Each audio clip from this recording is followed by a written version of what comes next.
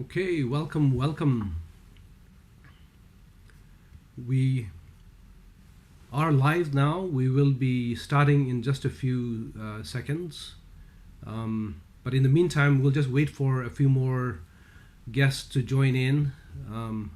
Thank you for joining us. Please let us know where you are joining us from. You can just drop a note in the chat function below to say where you are joining us from. And again, we'll just give a few minutes, just a few seconds before we begin our program today.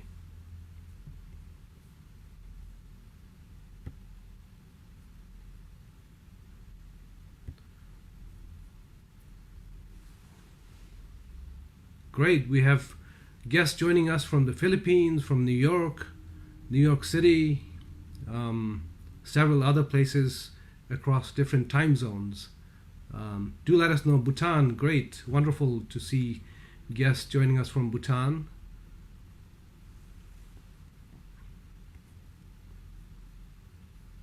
Welcome. If this was a normal time, Martha's Vineyard, excellent. Great to have you all join us today.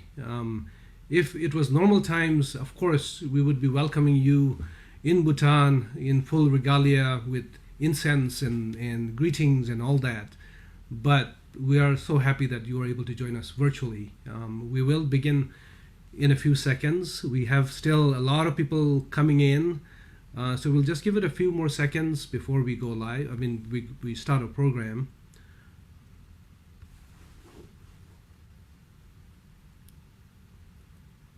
We have guests from the UK, from California.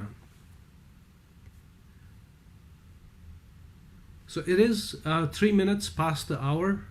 We have quite a lot of people from Canada, from many places. And I guess we will begin now.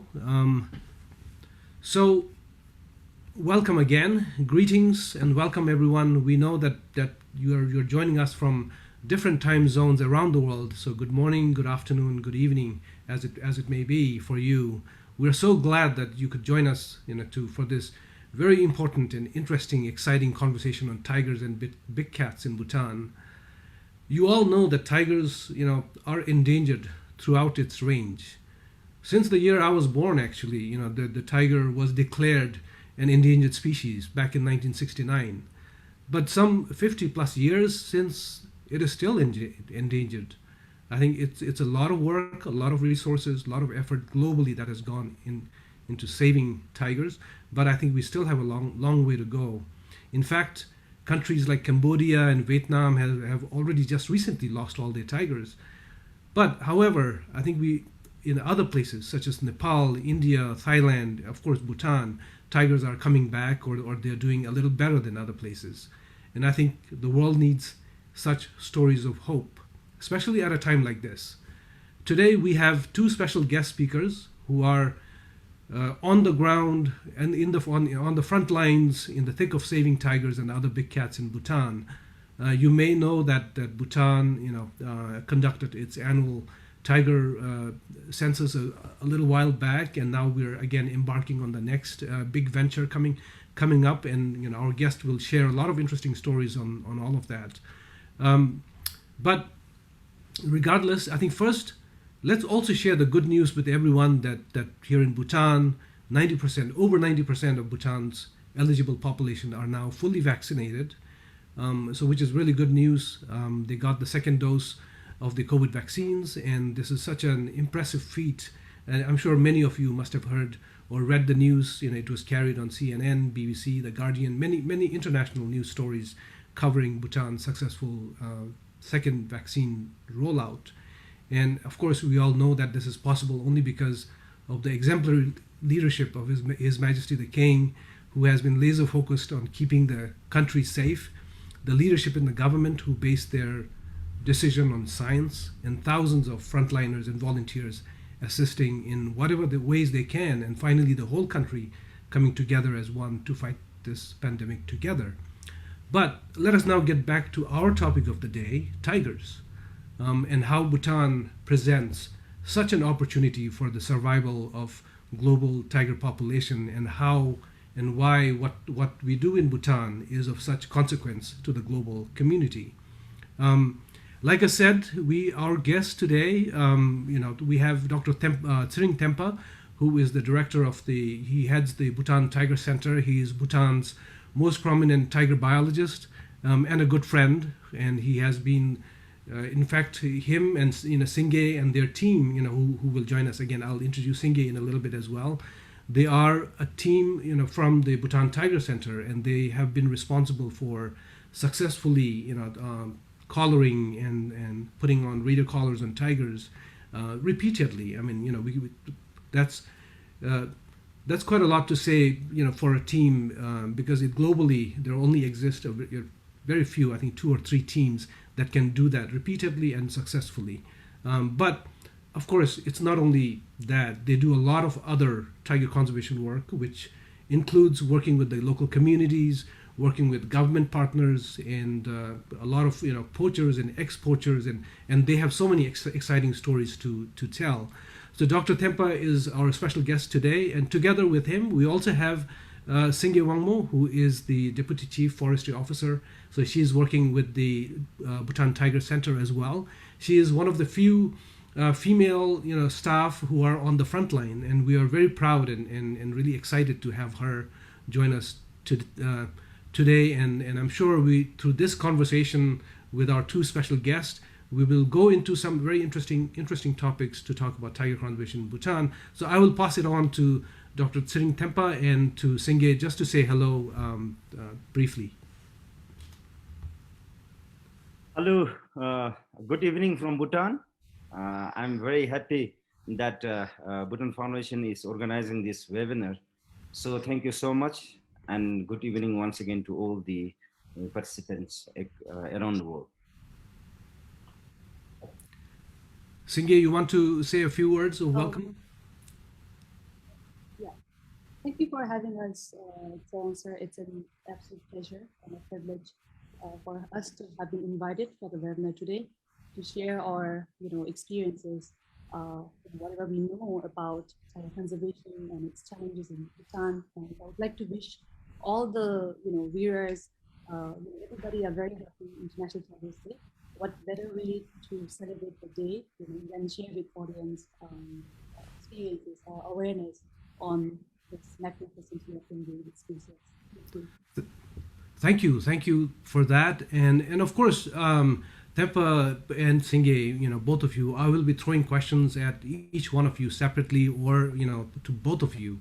First of all, today is International Tiger Day.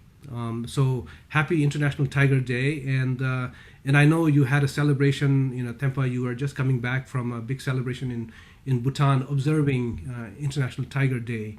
Can you tell us a little bit about that? But before we jump into that, my name is Tshewang Wangchuk. For those of you who don't know me, I am the executive director of the Bhutan Foundation, and this event is part of our series of webinars that we have tried, ever since COVID struck. We've been trying to connect with all of you like this, and that's, again, it's such an honor and a privilege for us to be able to connect with all of you. So back to Tempa, you celebrated International Tigers Day in Bhutan. So what were some of the highlights, or what was your day today?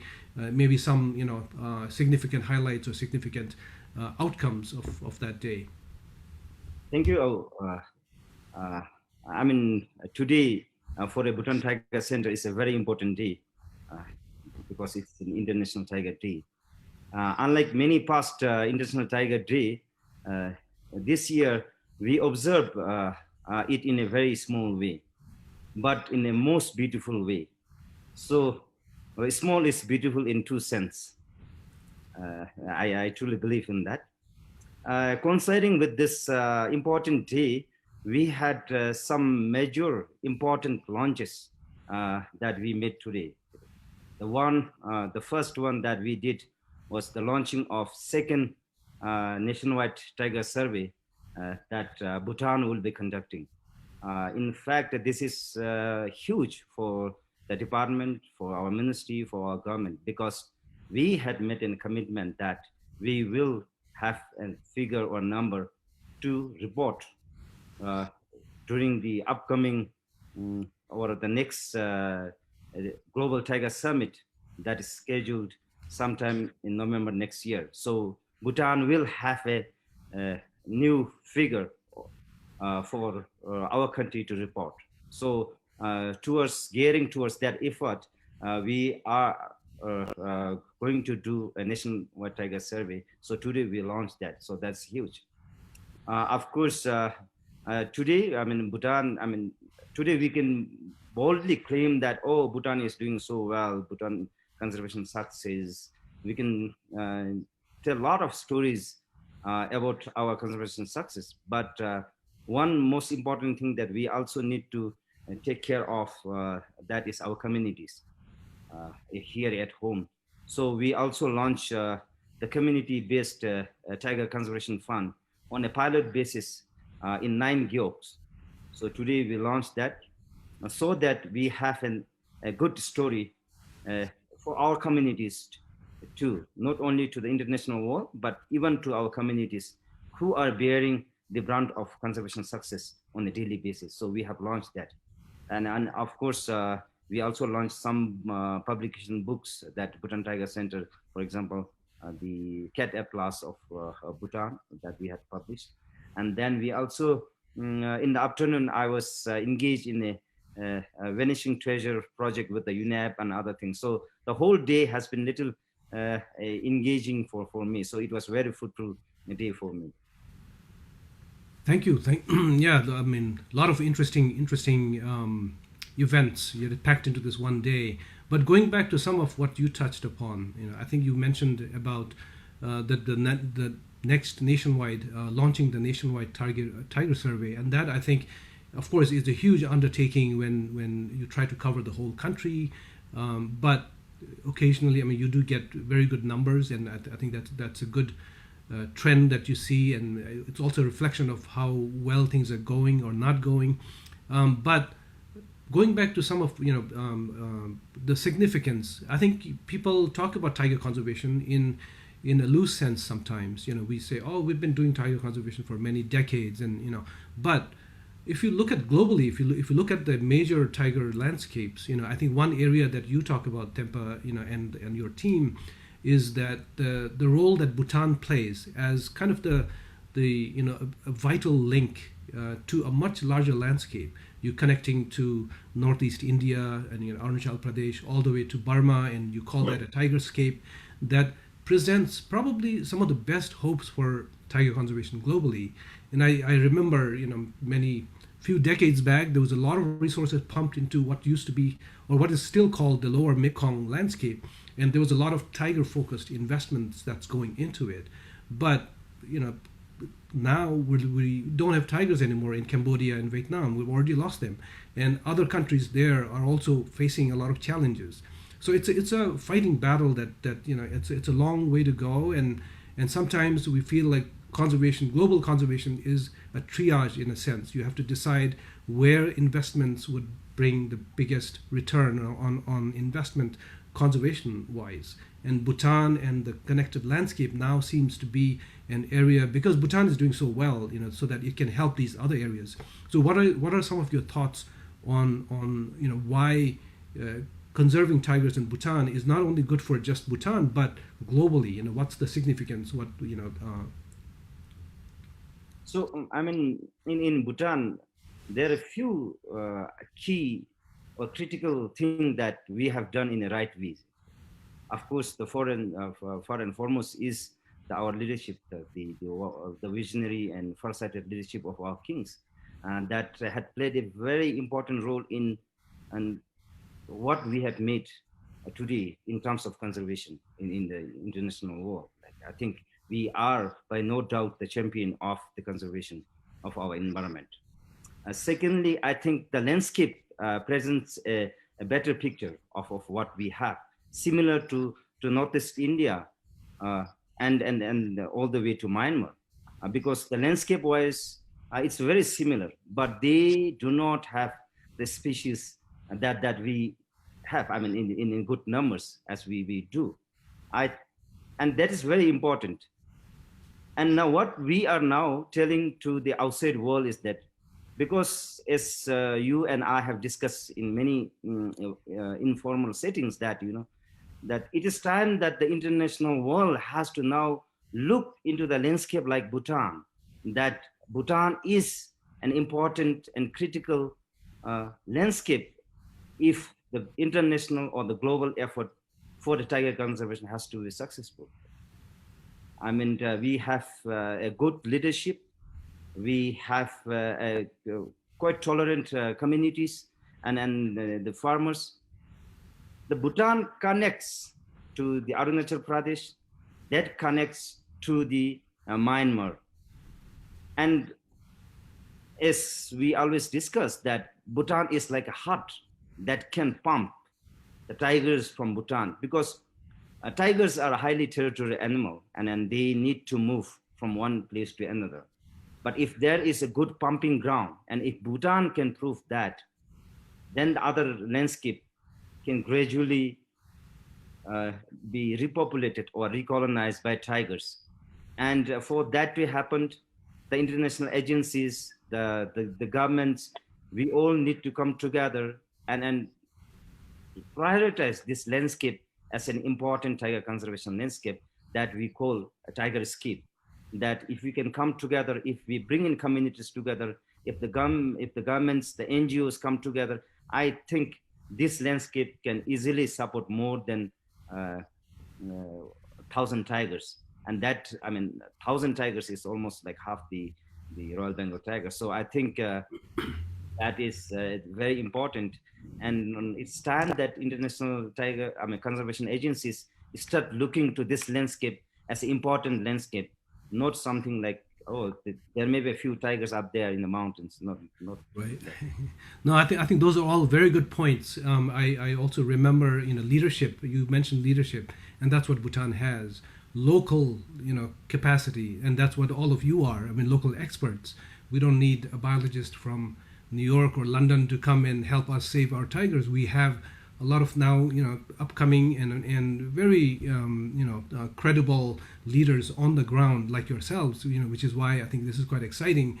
And again, going back to even historical leadership, through our kings and through our, successive governments and all that, have all played a lot of important roles. I remember clearly even up in the mountains, talking to old folks, herders up in the mountains, they would say, even when you talk about snow leopards, it's like, why would you save, or conserve, why would you be interested in conserving the snow leopards? And this one old woman said to me, oh, it's because the fourth king said that they are the jewels of our mountains, Kanginobu, So like that, I think it kind of emanates, and many things have come together.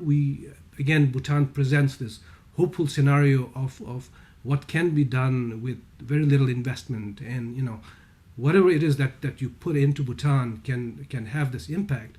But now switching it up, Singye, you were previously working also as a park manager or officiating. I think you like to be modest and say officiating park manager, but I think you were really looking after this park on the southern part of Bhutan, and you had like over 100 staff, mostly men, working under you, and so that it's refreshing, and of course it's something different.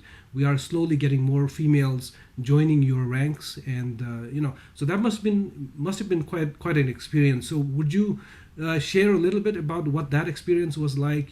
Working, studying tigers, managing that park, in Manas and so forth. So over to you, Singye. Well, working under Royal Manas National Park, the country's first protected area and a very strong hold for tigers, I would say has been nothing less than a dream come true for me.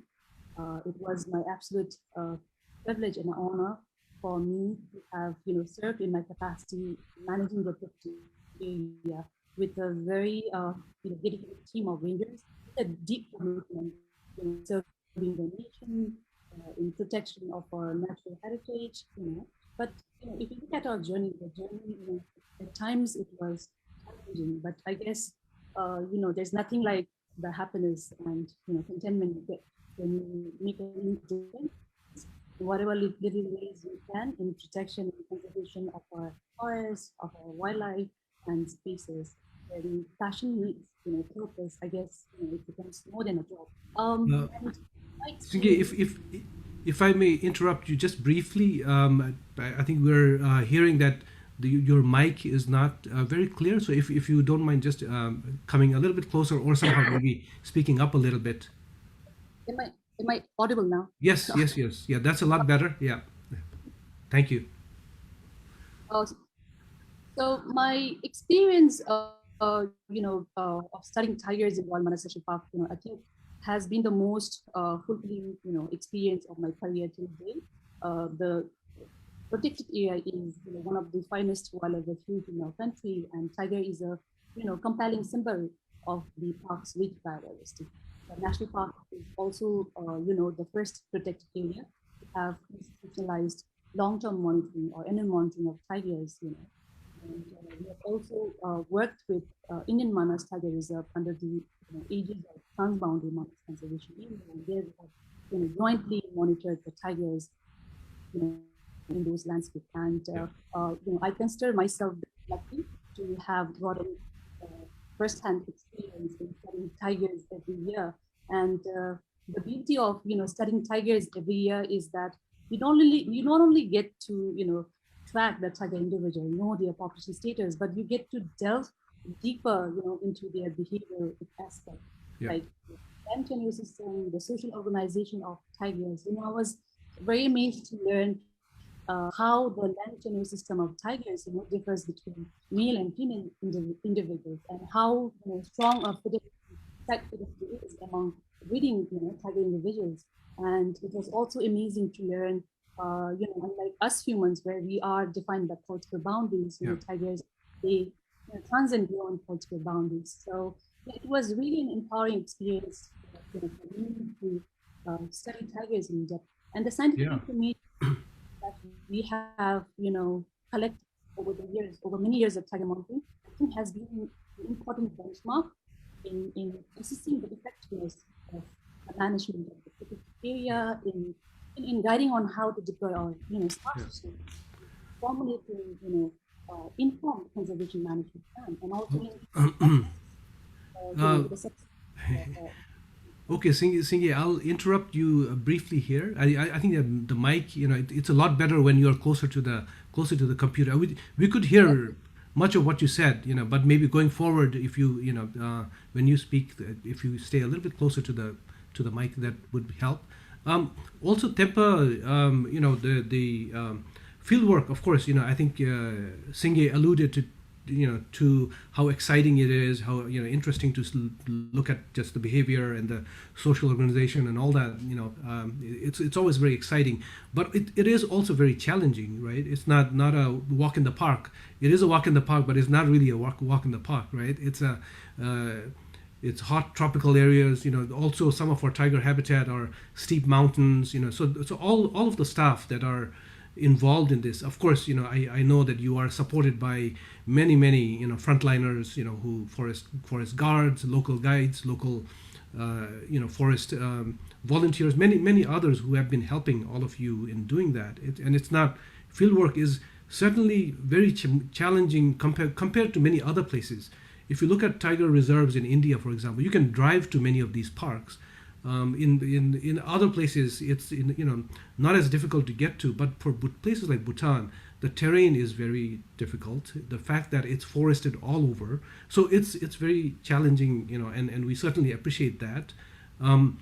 But also, Singye, in your task, again, you had all these staff working with you, but I'm sure there were some challenges, right? So maybe if you can highlight one or two challenges that were very common, in your work in Manas.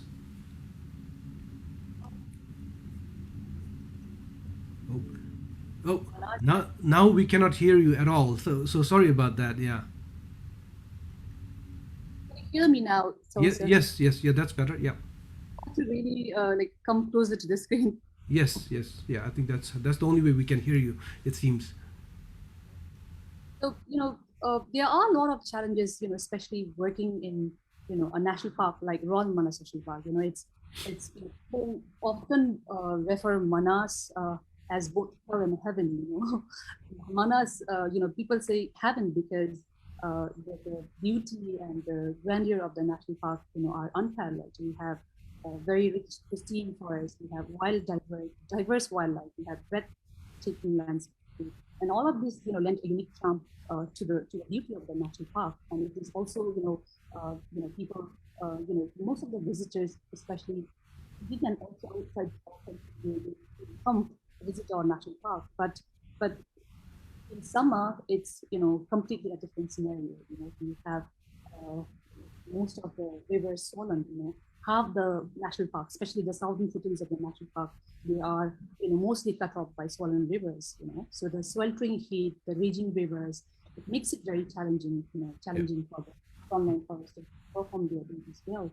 So when you look at our work, people might find it very, adventurous and interesting, getting to explore the forest, the wildlife, seeing a picture of a, healthy living tiger on raw camera trap after many months of field work. It's always gratifying, but I think this doesn't come by easy at all. Back in the day during my field work days studying tigers, we used to also cover as large areas as possible on food, pre-installed camera traps. We used to spend many nights, in the forest before returning back to the camp station. So there, during the daytime, we would look out for tiger sign, monitor illegal activities in the park, install camera traps. As the dusk sets in, we used to take turns sleeping, and in setting temperatures. And as the sun rises, we used to pack up, quickly and then move on, and that's how we would kind of tackle work. So there are many risks involved when you're working in the forest. Risks from getting attacked by wild animals, risks from getting into an accident, risks from getting exposed to deadly diseases, or risks from encountering poachers or timber smugglers, insurgents. So there are many risks involved in our line of duty. But I guess these are the moments which fix your journey. Indeed, yeah.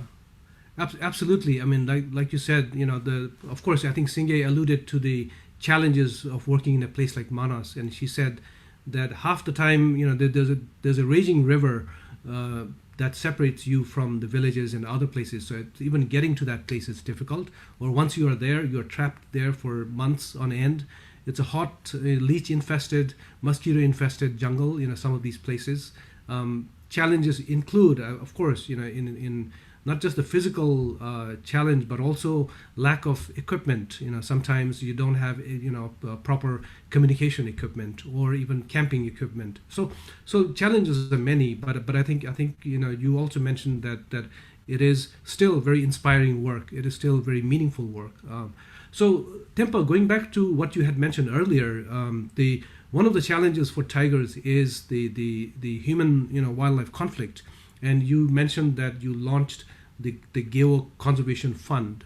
I think across the globe, across the tiger landscape globally, human wildlife conflict is definitely a problem, as it is with many other predators or endangered predators, I guess. So people, herders, usually lose their livestock to the predators.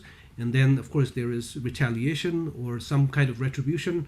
But in Bhutan, in some places, we have been hearing of increased incidents of cattle being taken away or killed by tigers. So you mentioned that as part of celebration of that, or observing, the International Tiger Day was launching this Geo Conservation Fund. Why do we have to do that? And what does that mean?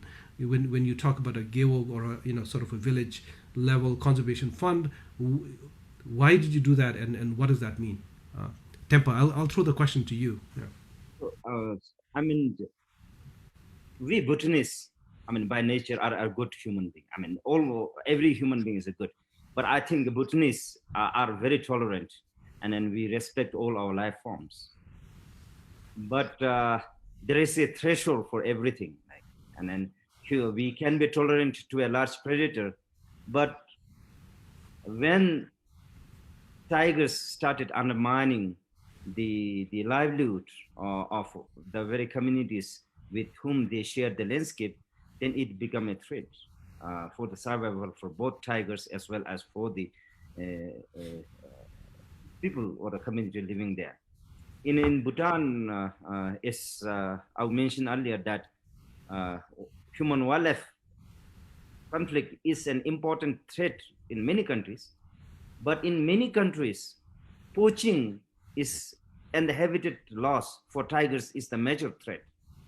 I think we do not have that major threat in Bhutan. The one singular threat that we have in Bhutan is human-tiger conflict. If we are not able to tackle this, then whatever success we had made so far, I think it can undo. Because in Bhutan, tigers are doing well. In fact, Singye and we had been working together. In our office that we had been looking our data for the last 10 years or so from the Royal Manas National Park, how the tigers are doing. And our tigers are doing well. There is an annual increment of tiger numbers in Bhutan. And an annual increment of tigers number means that we are doing good. But then as an apex predator, and we as a human also at the top of food chains, when two species try to share a landscape together, I think some level of conflicts are anticipated. But then we have to make it tolerable for both the parties. So I think not only that human conservation fund that we have provided. In fact, there was one incident that where the communities has gone to get their bulls to plow their field for the next day. All they did find was the half of the carcass of their oxen in a forest because it was killed. So this kind of incidents happen on a regular basis. So I as a conservationist or a biologist is very passionate about our conservation, saving species. But then how do you talk to a guy who had just lost a milking cow the very few days ago? That was a main source of their income. So if we do not try to bring in this kind of initiative, then I think we may not move very far from here. So that's why we did that. Mm-hmm. Thank you. Yeah, that's again, very enlightening response, and I'm sure that our audience finds it very interesting to hear all this. For the audience as well, if you have any questions, of course, we have a Q&A session where you can throw your questions at Singye and Tempa, and then they'll try to answer that. So please do use our chat function or whichever medium you're viewing us, joining us from. Just throw your questions there, and my colleagues will try to filter the questions and maybe consolidate them and get back. But yeah, going back, certainly I think the way Bhutan has approached the human-wildlife conflict is certainly you are right. There is no retributive killing, and it's not like in other places where people are up in arms in trying to poison animals or killing the predators. That hasn't happened yet, and because there is such a strong sense of tolerance. But at the same time, just going about this whole compensation in a more intelligent way. It's not just giving money. I think that doesn't solve the problem, as we have learned from many other countries. Just having just doling out money is not the solution, but really looking at how else can we supplement. How else can we work together with the communities in helping their livelihood opportunities, so that they still remain supportive of conservation as they have been doing. So going back, Singye, I think one of the challenges for conservation and for working in such areas, like again drawing from your experience working in Manas, is encountering poachers, right? So we have, because Manas is so close to the Indian border, it's a porous open border, and I'm sure you've had many stories that you want to share, but maybe if you can focus on a few incidents of some encounters, or what have been your experience with poachers, or in Manas. In my stay in Royal Manas National Park, over the span of 6 years that I've worked on the Royal Manas National Park. And again, Singye, if you come closer, that's better. I think. Sorry, you have to be very close. I think so. Somehow the sound is much better when you're closer to the computer. Yeah. Okay. So when I worked in Royal Manas National Park, we have encountered poachers, timber smugglers several times. And if you look at the nature of the poachers, they are ruthless, they are undaunted, and they are equally dangerous as well. During our tiger monitoring, camera trapping has been a very important tool, not just not just helpful in studying the population status of tigers or any other species, but camera trapping has been very important in assessing the threats at the site level, because we have poachers camera trap photo captured on our camera traps as well. So it has been really helpful in that way. I remember on one occasion, we came across this, huge group of smokers. We were just 5 of us, at the scene. It was the illegal activity was happening in the core zone away from the range station. There were more than, I think, 80, 90 timber smugglers at the scene. More than 100 trees were felled. There were about 40 to 50 bullock carts, all loaded with timber, taken to their homes. Despite, we were there, 5 of us, counter-attacking, but despite the counter-attack, they remain undeterred. So after a month, when we went back to the scene, if there were any illegal activities happening, we found that all the remnants of the bullock cart, the timbers, they were taken back by the poachers. So it was, it really shows that they are undeterred, and we have to ensure that there is sustained, immediate, intensive protection, site-based protection backed by a science, backed by a strong scientific approach. Yep. Thank you. And going back, I mean that certainly sounds like a challenging job, but also maybe exciting. A lot of adrenaline rush. Through some of those patrols when you have these close encounters.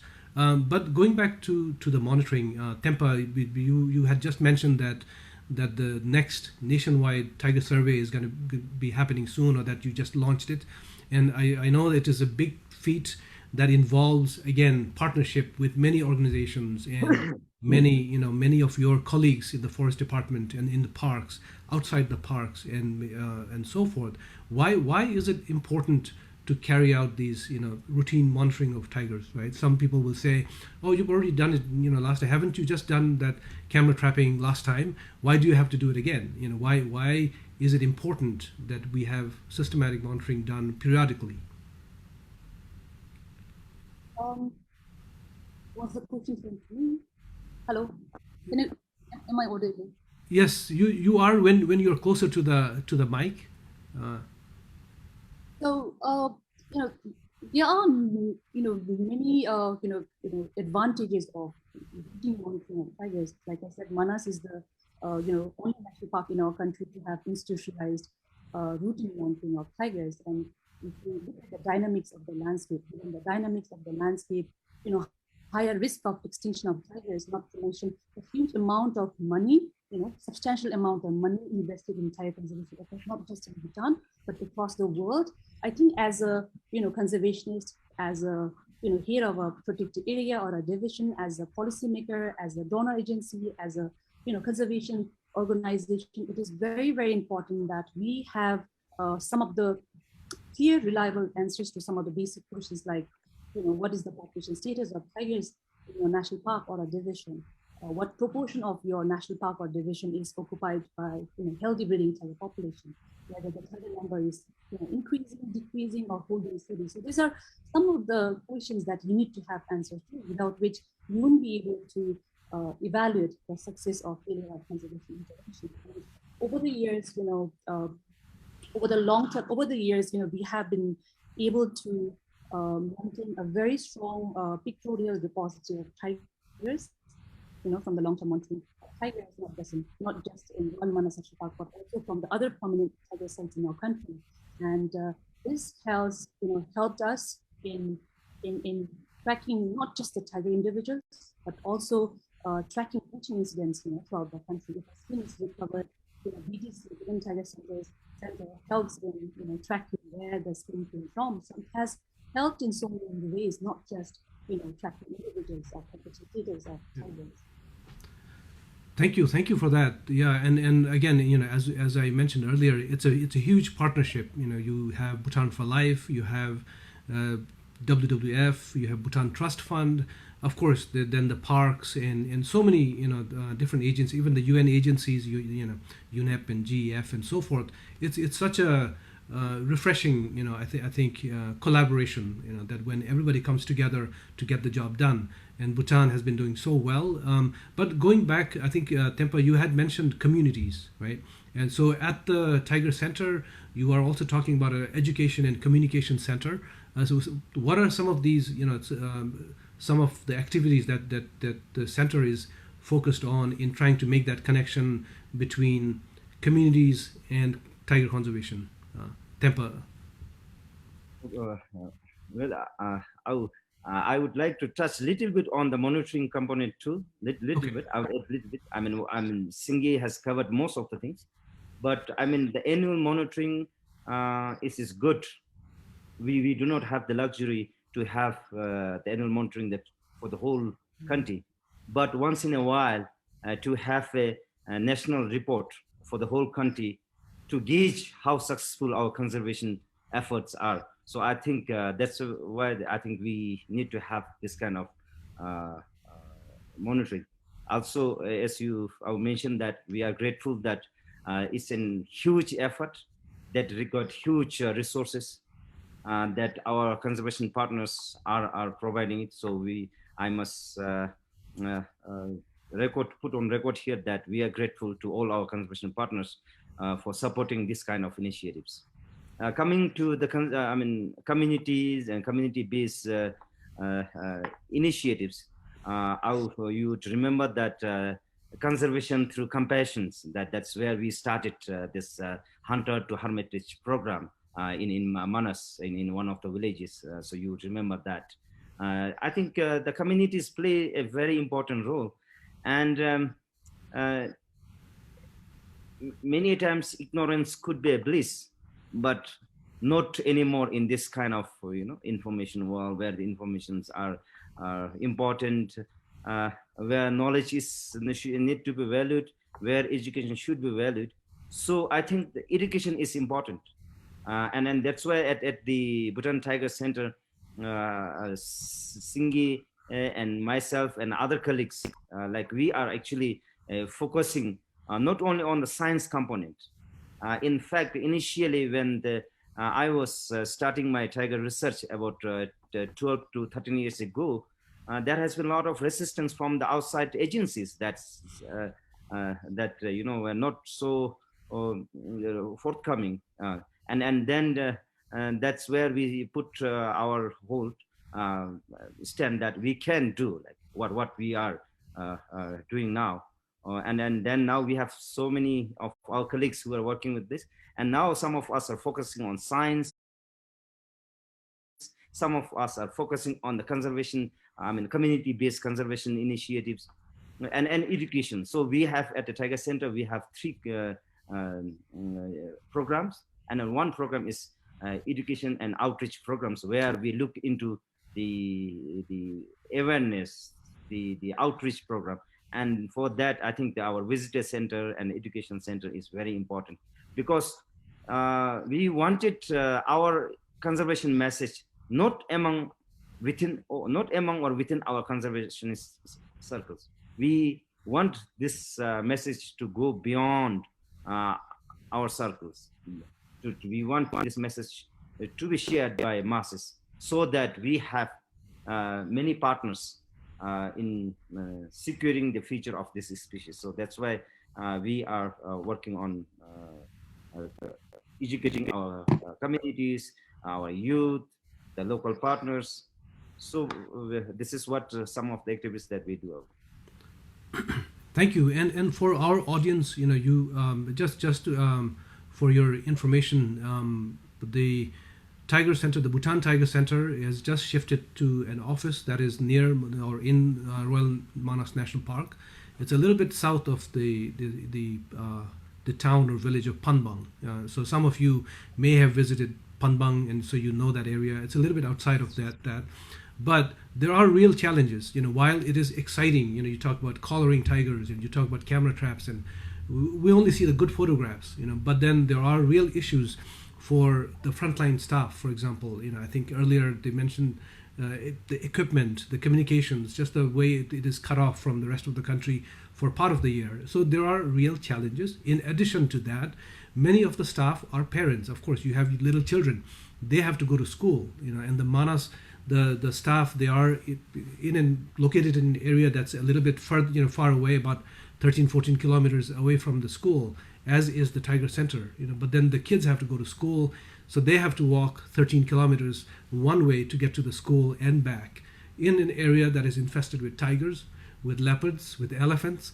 So imagine being a little kid, 7, 8, 9, 10 years old, having to walk to school, and that's a real challenge. And in fact, one of our initiatives, so if all of you want to join in, is to try and get a school bus for this, so that the staff, the children can be taken to school every day in a safe manner. There's a lot of rain, I think with climate change now, with a lot of erratic weather patterns, becoming even more challenging, for the kids to get to school. So we are launching a fundraising, campaign for just to try and provide a bus for the children of the Tiger Center and the Royal Manas Park, so that they can be driven to school and back every day. So that's something that we can share information later on. But I just wanted to put it out there. I know all of you, if you're looking for a way to support the good work that Tempa and Singye and their team is doing, that's just one small way to help. But again, coming back to our conversation, we're also coming to a point where I think we will open up for questions very soon. Maybe the last, Singye, did you want to then maybe, you were in Manas before and now you were with the Tiger Center. So from your perspective, how do you encourage more women to join, your team or conservation or, the forest department in general? I know it's been a long, journey. We are getting more and more, females enlisting to do a lot of this interesting, exciting field work. And I think we would like to see more join your ranks. What would you recommend? What do you think can be done to make it easier for more females to become interested in your profession?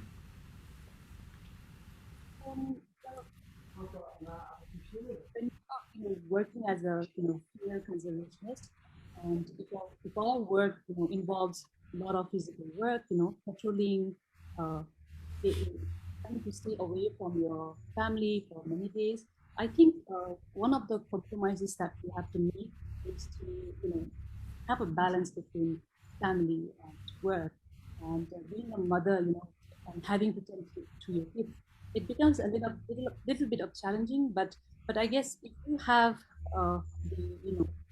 the right facilities, proper medical facilities, school facilities, if you have moral support from your family, from your workplace, I think any woman can be at par, or maybe sometimes be better than their male counterparts. So there is nothing women cannot do. Women can be as capable as men are doing. And I'm very glad to see that there are many young female conservationists joining the department. They are very enthusiastic, young, fit, and they bring their skill set. They bring their strength to their line of duty. In protection of nature, in protection of all resources. So my advice to aspiring female rangers or enthusiasts or wildlife researcher would be the job of our work.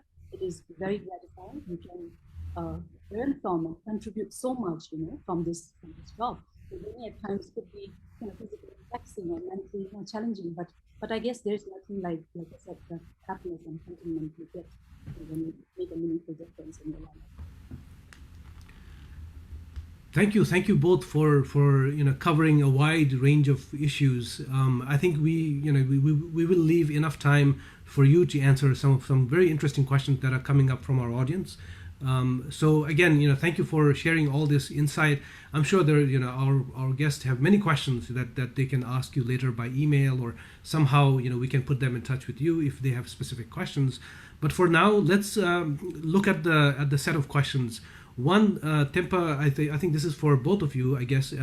Tendril, Tendul Zangmo, your first tiger that was radio collared. So some people are asking, some guests are asking, how is she? How is she now? So I don't know if you have any insights. I know you're not following her anymore, but you had some interesting insights from the collar that was put on her a couple of years. So if you want to answer that. So Tendul Zangmo was the first female tiger that we caught her. When we caught her, she has just moved in to the area where she was occupying in her home range. She was, she has just win from her mother. We radio collar it.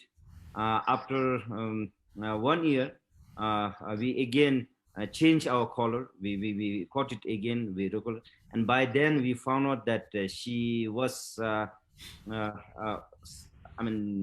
She was ready to mate. She has, she has mated with the male, and we could see that there was some. So, and soon after we have collared her, after 3 months, in fact, we came to know that she has given birth to 3 cubs. And then that we know from our signals, because our caller used to send us every 2 hours the GPS location of where it was, and then because of that, as soon as it comes near the settlement and or the area, we could monitor her. So that's why we were able to clearly see where she was going, what were her daily activity patterns. And then after 1 year, we removed the collar. Our collar is, it's fully automated. We could release it, and then we removed the collar. And I'm very happy to report here that now she is on her 2nd litter. Actually, in the last time she was caught with her fully grown sub-adult cub was in 2020. Sometime in February. So last year February we caught her with her fully grown cubs. Now she's all by herself. Her cubs has, in fact, she had 1 female cub and 2 males. So both of them had now, gone, because from our camera tab we could monitor it regularly, like when her cubs are winning, and then when they are taking off in search of their new territories. Now Tenzamo, she is with this. So in fact, during very recently, in fact, in 2021, February, March, April, we did another round of camera tab survey, and again we caught her in our camera tabs. She is doing very well. So in fact, for the last 4 or 5 years, it has been very exciting for us to follow this Tenzamo. So in fact, we will continue to follow her, study her through our camera traps. Now we no longer do a telemetry, but we do a lot of camera trapping. Thank you. Yeah, this is exciting to know that she's already on to her 2nd litter. The cubs have gone and established their own territory, which means they're doing well, which means they're thriving into maturity, right? So just like many tigers in Bhutan, so they seem to be well protected. At least there's enough prey, places to roam, and so forth. Fascinating. Thank you. Next question. Nice to see you, Tempa, and nice to meet you, Singye. And thank you for your fascinating presentation. The question is about the effort, the human-wildlife conflict. Has the effort to hand responsibility for wildlife conflict and compensation to local communities, has that been successful? So definitely, this is this is what we are trying now. Like earlier, we have tried this, but this time, what this community-based tiger conservation fund will do is that we are going to provide some seed money to the communities. The community themselves will manage it. In fact, today, this afternoon, we had a consultation meeting with our community leaders that how we will be managing this. So earlier we had tried this. There had been some glitches. We had done a correction on that, because earlier the communities will pay a minimum premium for 2 or 3 cows if they have 10 cows. Then any livestock or any cows that is being killed by a tiger, they will claim for a compensation. Or So in fact, this time the community themselves came forward and said that. So the earlier one was also managed by themselves. This time also they will manage it, but we are making a bylaws wherein we are taking actually a photograph, and it is like we are not asking for one cow to pay them like 5,000 newtons, or like we are just collecting a minimum premium, wherein that if the communities feel that that their cows is important, so that they pay some minimum premium, and then if that is being killed by a tiger, then they get a premium. I mean, they get a compensation out of this. Yeah. Of course, this is on a pilot basis. We are rolling out because it is to provide just, the quick relief as of now.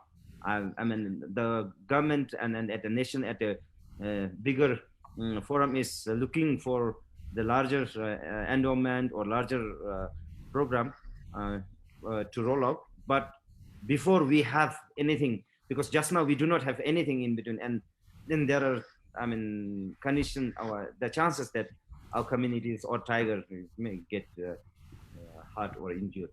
So that's why, like, we as an interim measure, we are starting this. Thank you. Thank you for your elaborate response. And this next question is for Singye. So the question is, how did Singye start education, first jobs on the way to where you are today? Just maybe a brief account of how you got here, right?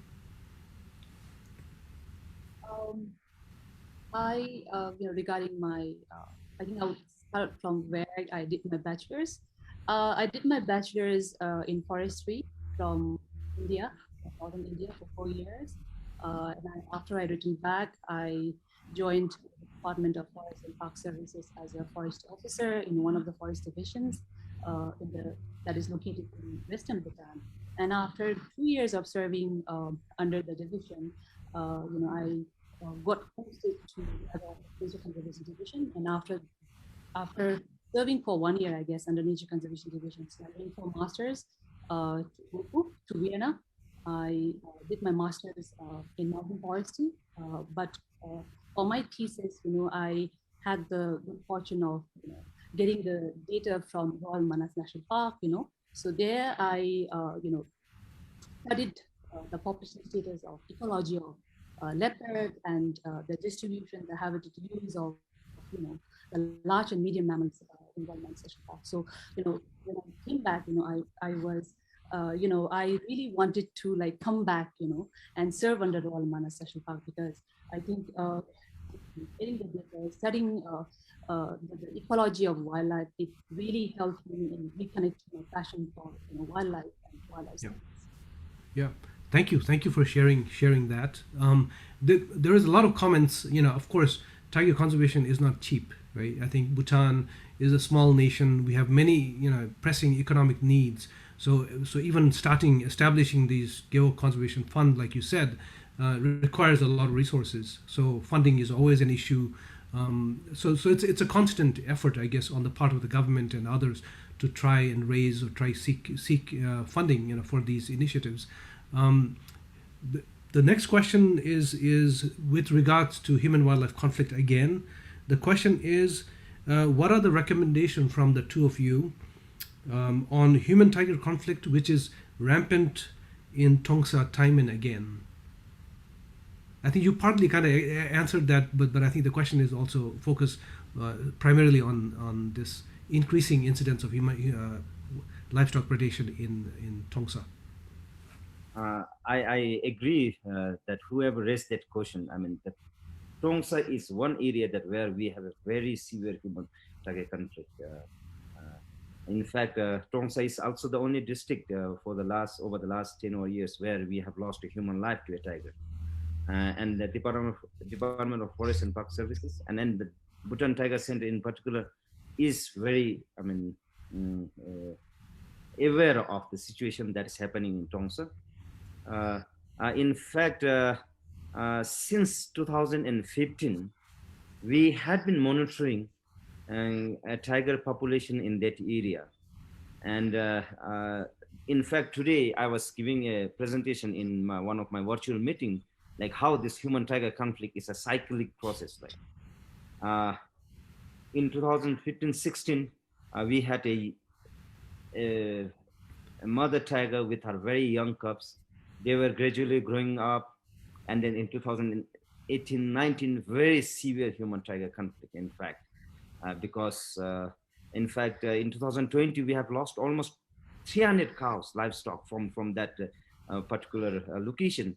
And then we knew that many a times it was not complete kill, but it was injury that had happened. So every time these things are happening, it is that when a mother is with her cubs, that has to feed a lot more than the usual feeding requirement. Also, when the cubs, tend to learn. And another reason is the free ranging that our communities try to do. That they let the cows or livestock freely in the forest. So that's why I think it also become a practice ground. But as I said earlier, that we are trying to, we will not no way get rid of human tiger conflict. As long as humans and tigers live together, it will be there. But we are trying to mitigate how can we make it tolerable. As a result, like for example, in Nubi Gyo, like where the human wildlife conflict is very severe. In fact, I was talking with this afternoon with the Nubi Gub and the Magmi that, in fact, he reported today that in the last 1 month alone, like they have lost about 15 livestock again. Like, so these kind of things are happening. But they are also very supportive of the conservation effort of the government, of the department. And at the same time, we try to provide them, like, for example, the power tillers for Tshewang that are affected severely by human tiger conflict. Because it is mostly the bull that is getting killed. Because the bulls, after their plowing season, farming season, they are let in the forest, and then it's where they get killed. So when the next season comes for plowing, they have no oxen to plow their fields. So that's what is happening. So we try to do like that. But also this conservation fund, the Geo Conservation Fund that we have initiated, I think it will, up to a certain extent, try to solve these issues. Yeah. Thank you. Again, we are past the hour, so thank you for your time. I'm sure our audience enjoyed, hearing or listening to all the stories about tigers and all that coming from the two of you. I think tiger conservation in Bhutan, I think we all believe that it presents. These are stories of hope. This is not a race against time. We're not, there's no mass killing, and I think many things are going well. I think there's good leadership, good accountability, good science coming from all of you.